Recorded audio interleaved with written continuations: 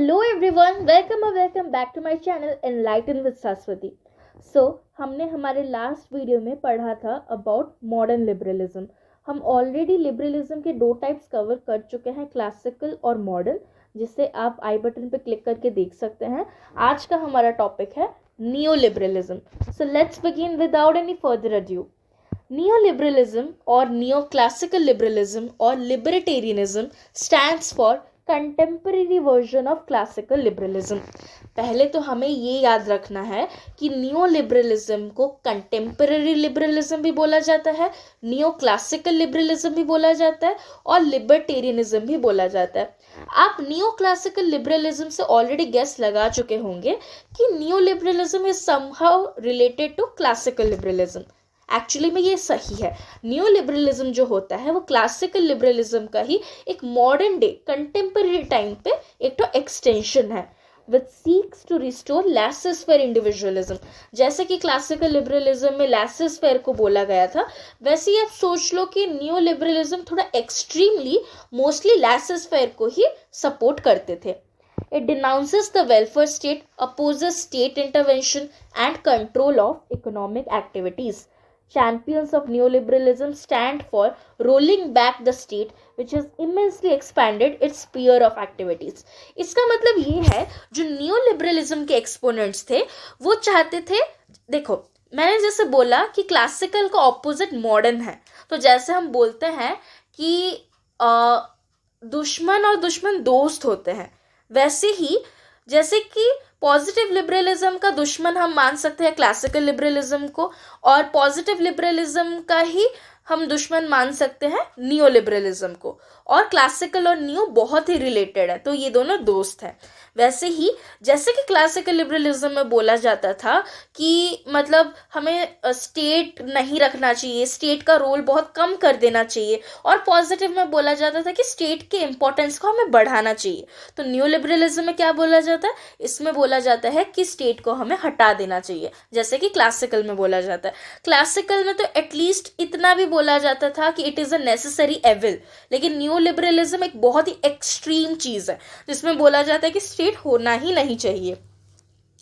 The chief exponents of neoliberalism include F.A. Hayek (1899 to 1992), an Austrian thinker, Milton Friedman from 1912 to 2006, an American economist, and Robert Nozick 1938 to 2002, an American philosopher.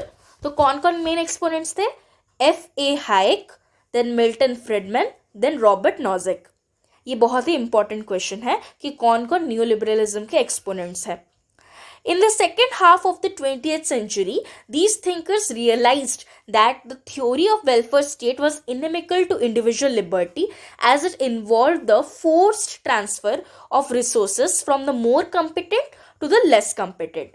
देखो 20th century के time पे ये वाला आया था, मतलब new liberalism, और उसमें ये क्या सोच रहे थे कि जो वेलफेयर स्टेट होता है वो इंडिविजुअल लिबर्टी को हार्म करता है. देखो जब हम इंडिविजुअलिज्म को ज़्यादा प्रमोट करते हैं तब हम इंडिविजुअल के फ्रीडम के ऊपर ज़्यादा फोकस करते हैं, लेकिन अगर हम वेलफेयर स्टेट सोचेंगे, हम सोचेंगे कि सबका भलाई होना चाहिए, देन इससे तो क्या होगा, इंडिविजुअल लिबर्टी हार्म होगा ना. तो वही दिया है कि अगर वेलफेयर स्टेट हम लाएंगे, उसका थ्योरी लाएंगे, देन वो इंडिविजुअल लिबर्टी को हार्म करता है, क्योंकि it leads to forced transfer of resources from the more competent to the less competent.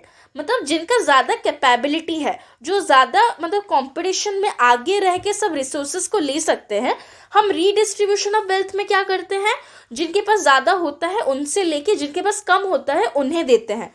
तो इसी को न्यू लिबरलिज्म वाले अपोज करते हैं कि ऐसा नहीं होना चाहिए. In order to restore individual liberty, they sought to revive the principle of laissez-faire, not only in economic sphere but also in social and political sphere.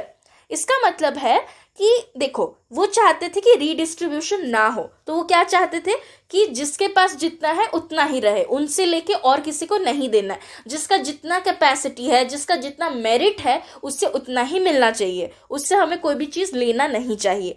और वो सोचते थे, जो लैसेस फेयर का थ्योरी था ना, मतलब लैसेस फेयर में क्या बोला जाता था कि इंडिविजुअल को हमें अकेला छोड़ देना चाहिए, उनके रैशनैलिटी के हिसाब से उन्हें अकेला छोड़ के वो जो करते हैं उन्हें करने दो, वो बोला गया था।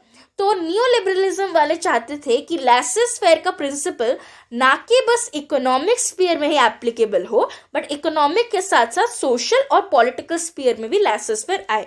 तो वो लैसेस फेयर के ऊपर बहुत ज़्यादा फोकस कर रहे थे और वो चाहते थे कि सोसाइटी के हर स्फीयर में लैसेस फेयर आए और उसी से सोसाइटी का डेवलपमेंट होगा। They believed in the extreme form of individualism.